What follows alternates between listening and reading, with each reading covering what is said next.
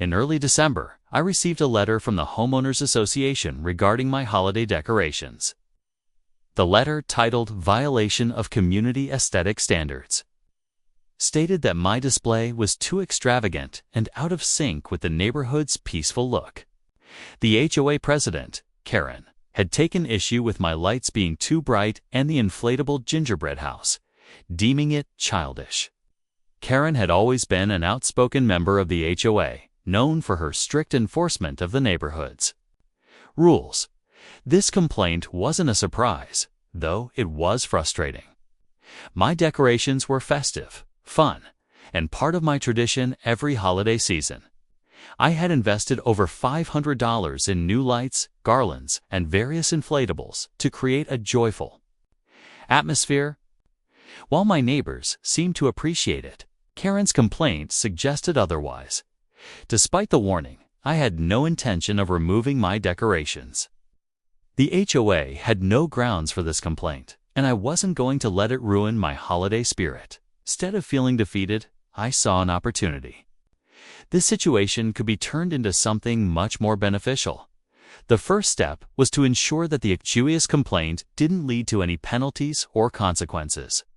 The typical response would be to remove the decorations, but I knew this would only reinforce the HOA's control and allow Karen to claim victory. Instead, I opted to turn the situation into an opportunity to benefit both myself and the neighborhood. I began by reviewing the HOA's bylaws. They contained a clause about HOA-sponsored events and how any funds raised must be allocated to community enrichment. The clause sparked an idea. The HOA couldn't object to a neighborhood event if it complied with their rules, especially if it contributed to community betterment. I contacted the HOA office to confirm the details, specifically regarding fundraising. The HOA representative confirmed that funds raised could be used for anything that benefited the neighborhood, such as park improvements or community events. Armed with this knowledge, I developed a plan to transform my holiday decorations into an event. I would organize a festive gathering where neighbors could enjoy the decorations while participating in activities like photos with Santa, holiday treats, and hot drinks. The event would charge a modest entry fee, but I positioned it as a community fundraiser, with the proceeds going towards further neighborhood projects, an idea the HOA could not oppose. The concept was simple yet impactful. Take my elaborate holiday decorations and turn them into a neighborhood event that highlighted the community's festive spirit. But the twist was that it would also serve my personal goal to raise enough money for a vacation. The HOA's complaint about my decorations could be flipped into a platform for funding a getaway. With this idea in mind, I quickly got to work. I reached out to local vendors, securing food and drink suppliers who would provide refreshments for the event. I also hired a Santa Claus impersonator to enhance the festive atmosphere. My goal was to create an event that would draw the community together, encouraging families to come out, enjoy the lights, and contribute to a fundraiser that would benefit everyone by charging a small fee for entry. I could ensure the event was self-sustaining. I planned to keep the ticket prices reasonable, ensuring broad participation. The fees would be clearly marked as part of the fundraiser, which was, of course, a project that would help me cover the costs of a well-deserved vacation. I had been dealing with Karen's objections and the HOA's micromanagement for too long, and now it was time to claim something positive for myself. In the following days, I began organizing the logistics. I set a date for the event, planning it just before Christmas to ensure maximum attendance. Flyers were printed and distributed throughout the neighborhood, letting people know about the event, the schedule of activities, and the purpose behind the fundraising. Word of mouth began to spread quickly, and soon enough, the entire neighborhood was aware of the upcoming gathering. Although Karen had initially wanted to stop me, I knew this was my chance to turn the tables. The HOA had no grounds to prevent the event as long as it adhered to their rules about community projects. The event's charitable nature gave me an undeniable advantage.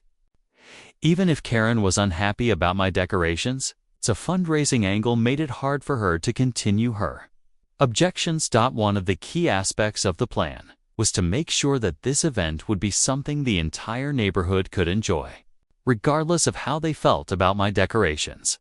By bringing the community together, I would strengthen relationships with the people who had quietly supported my efforts. It wasn't just about the lights and the decorations. It was about uniting everyone through a shared experience of fun and festivity. The next few days were spent finalizing details. I arranged for entertainment, ensuring that the event would offer something for all ages. From a small holiday market, with local vendors to a festive photo booth and games for kids, I focused on creating a welcoming, family-friendly atmosphere. A small stage was set up for live carolers, and I organized a few volunteers to help with the overall event management. By the time I sent out the final promotional emails and posts on social media, the event had gained a following. It wasn't just about my holiday decorations anymore. It was about creating a memorable community experience. This event would be bigger than Karen's petty complaints.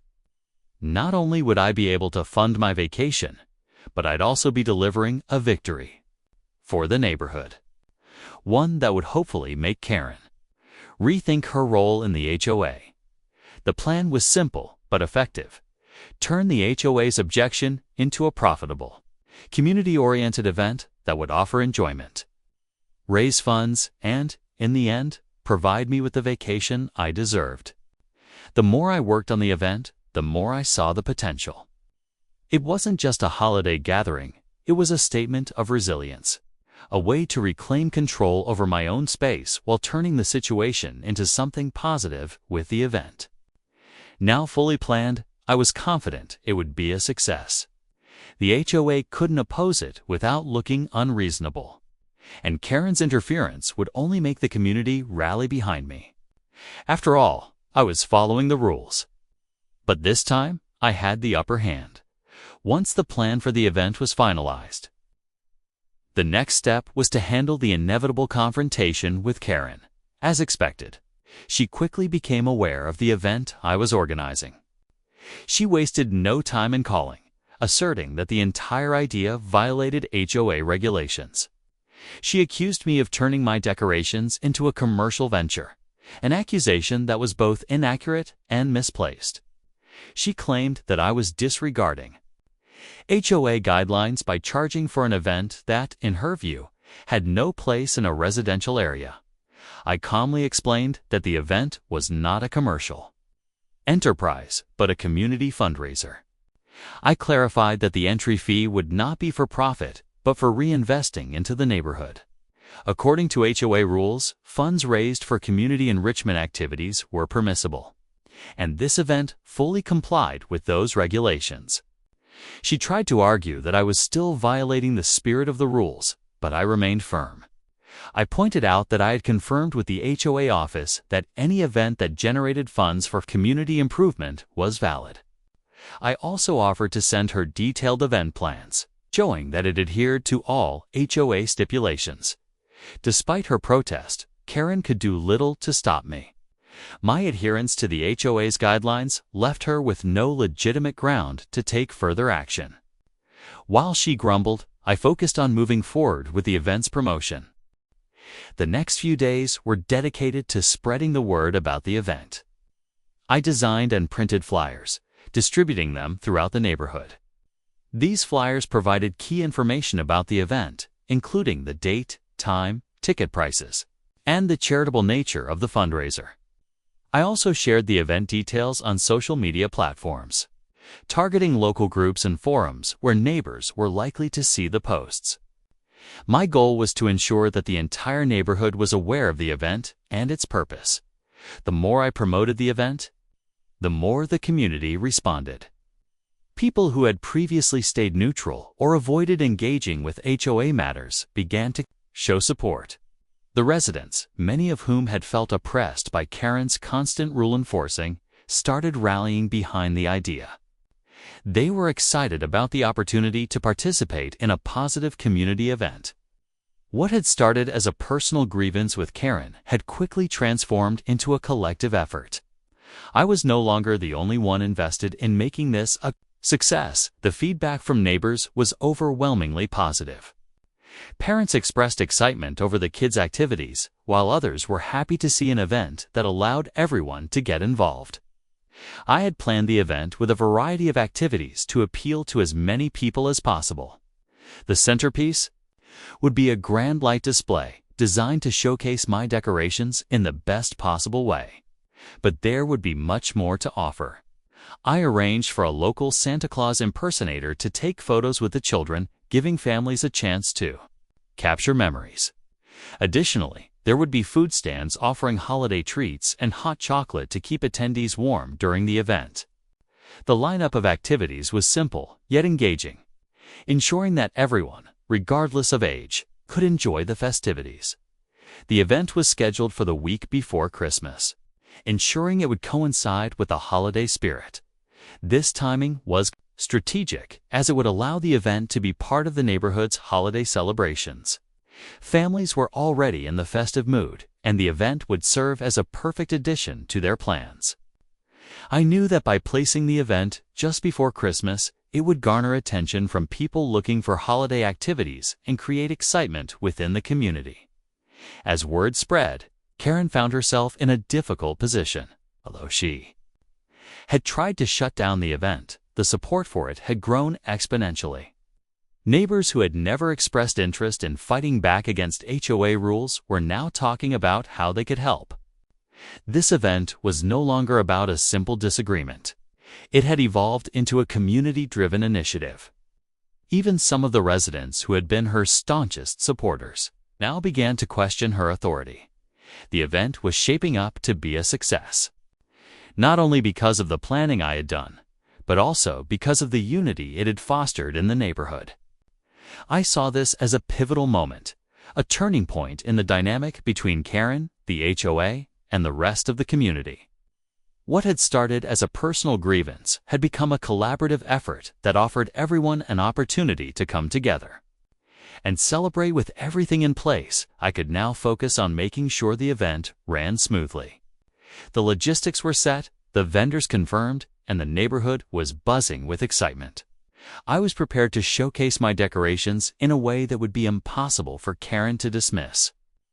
The grand light show, along with the other activities, would not only demonstrate my commitment to the community, but also highlight the HOA's inability to suppress the spirit of cooperation. Now, the focus was on execution. The plan was set, the groundwork was laid, and the support was in place. The event was about to take center stage. With the plan in place, the next step involved ensuring the event would attract enough support from the community to make it a success. The primary focus was on ensuring compliance with HOA rules while creating an enjoyable and inclusive event. To do this, I had to organize the event meticulously and manage potential challenges before they arose. The first priority was to handle any potential objections from Karen or other HOA members. I already knew that Karen would oppose the event, as she had voiced her concerns about my decorations earlier. I made sure to remain calm and professional when addressing her.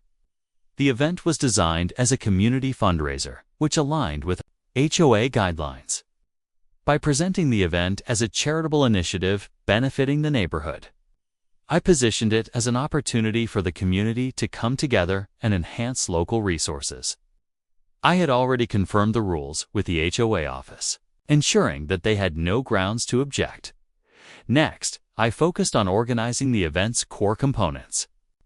The key factor was the structure of the event itself, ensuring it appealed to the widest range of people while remaining feasible from a logistical standpoint. I worked to create a balanced schedule, incorporating activities that would attract families, children, and adults. I confirmed the event's date for the week before Christmas to maximize attendance, as this was the time when families were looking for holiday activities. The event would center around the light display. The grand lights, inflatables, and decorations would be the focal point, drawing in visitors who were curious about the holiday display. I ensured that the lights were set up in a visually engaging way that would capture attention and encourage visitors to participate. Additionally, I arranged for a Santa Claus impersonator to take photos with children. This would add to the festive atmosphere and provide a memorable experience for families, while the light display and photos with Santa were central. The event was designed to have broader appeal. I planned for food and drink vendors to offer seasonal treats and hot chocolate, creating an environment where attendees could socialize and enjoy the occasion. I reached out to local vendors, ensuring they could provide food, drinks, and other holiday-themed offerings at reasonable prices. Their involvement not only added value to the event, but also supported local businesses, which further reinforced the community aspect of the event. An important aspect of the planning was the fundraising strategy. I decided to charge a modest entry fee for the event.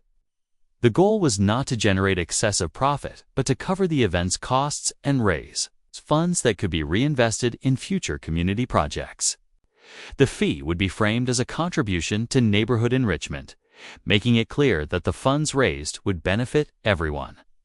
To make the fundraising aspect even more transparent, I included a brief explanation on the event flyers and social media posts detailing how the funds would be used for future community initiatives, such as park improvements or other HOA-supported projects. The promotional strategy was also a critical part of the event's success. I made sure to distribute flyers to every home in the neighborhood, providing clear information about the event's purpose, the date, and the small entry fee. The flyers also included a statement about how the funds would be reinvested into the community, which was key to ensuring that the neighbors understood the purpose of the event. Additionally, I utilized social media to spread the word. Local Facebook groups and neighborhood forums were useful for reaching a larger audience. I created posts highlighting the event's family-friendly activities and the importance of the neighborhood coming together to support future projects. Given the HOA's guidelines, it was crucial to ensure the event was inclusive and accessible. I kept the entry fee low to ensure that families of all income levels could attend. The goal was to create an event that anyone could participate in, making it a true community gathering. I also planned for a range of activities, from the light displays to games for children, ensuring that there was something for everyone. The event wasn't just about celebrating the holidays. It was about creating a sense of unity and shared experience. Additionally, I sought volunteers to assist with managing the event. I recruited a few neighbors who were eager to help. This would ensure the event ran smoothly and everyone knew their role, whether it was directing guests or assisting with the activities. Having volunteers also reinforced the idea that this was a community-driven event, with residents taking an active role in its success.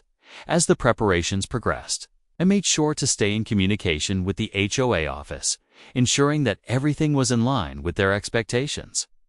The more I adhered to the rules and demonstrated that the event was in the best interests of the community, the harder it would be for Karen to oppose it. I also kept the messaging clear. The event was not just about my personal decorations, but about creating something for the entire neighborhood to enjoy and benefit from. By the time the event was scheduled to take place, everything was in place. The logistical components were confirmed, the vendors were lined up, and the promotional materials were distributed. The next step was execution, ensuring that the event would go off without a hitch and that it would live up to the expectations set by the community and the HOA. The stage was set for the neighborhood to come together, participate in the holiday festivities, and support the larger goal of improving the neighborhood for everyone. The success of this event would prove that a simple disagreement could be turned into a positive and unifying experience for all involved. The event was a resounding success, achieving all the goals set out at the beginning. The turnout exceeded expectations, with neighbors eagerly participating in the activities and enjoying the festivities. The funds raised were more than enough to cover the costs of the event and contribute towards future community initiatives as promised. The smooth execution and positive reception of the event cemented its place as a potential annual fixture in the neighborhood. After the event, I ensured that the proceeds were properly accounted for and allocated to future neighborhood improvements, as outlined in the event's promotional materials. The HOA had no cause to argue, as the funds were being used in exactly the way they had been intended. With the event's success, the community's focus shifted toward collective celebration and engagement, and the HOA was left with little to say about the situation. The support from the neighborhood was overwhelming. The HOA's initial objections, led by Karen, had been silenced by the success of the event. It had turned into a community-driven initiative, and the neighborhood was united in its approval. The conversation shifted from the decorations being a problem to the joy they brought and the positive impact they had on the community. The holiday spirit was alive and well, and I had managed to create a lasting impression. When the event concluded, and with the funds raised, I took the opportunity to book the vacation I had envisioned. The event had not only been a success in uniting the community, but had also funded my getaway. It was a clear indication that turning adversity into opportunity had worked. As I boarded the plane to my tropical destination, the satisfaction of achieving personal and community goals at the same time was undeniable. The vacation served as a reminder that by standing firm and using a difficult situation as a catalyst, I could achieve far more than simply defending my position. Karen, on the other hand, likely remained unaware of the full extent of her involvement. She had attempted to stop the event, only to unknowingly contribute to its success. The funds raised through the event were what allowed me to afford my vacation, something I might not have been able to do otherwise. Her complaint about the decorations had unintentionally provided me with the resources to relax and unwind. Far away from the small disputes of Oakwood Drive, when I returned, the neighborhood was still buzzing about the event, but now the sentiment was entirely in my favor. The decorations that had once been at the center of conflict were now part of the community's shared experience. The HOA could no longer argue against the event or the decorations, as it had proven to be a positive and unifying experience. The lights remained on longer than I initially intended, and the event set a precedent for future celebrations. The HOA was no longer in a position to challenge the festive spirit that had taken root in the neighborhood. Karen, despite her efforts, had lost. Her attempt to control the holiday decorations and undermine the community's enjoyment had backfired.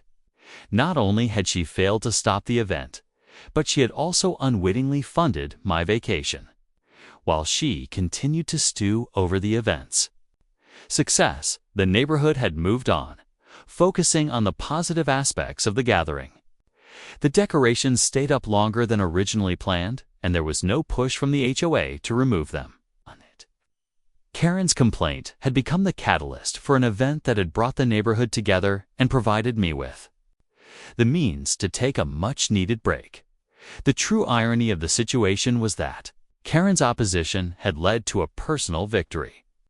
She had tried to interfere, but in the end, her actions had contributed to the success of the event and provided the funds that made my vacation possible.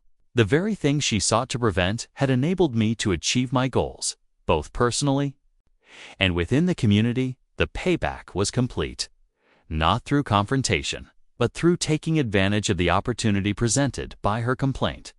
As I reflected on the entire process, it became clear that the best way to handle opposition was not to resist it directly, but to transform it into something valuable. Karen had inadvertently played a key role in funding my vacation, and her efforts to control the situation had instead empowered me to take charge of it. The event was not just a success. It was a statement that adversity could be turned into an advantage.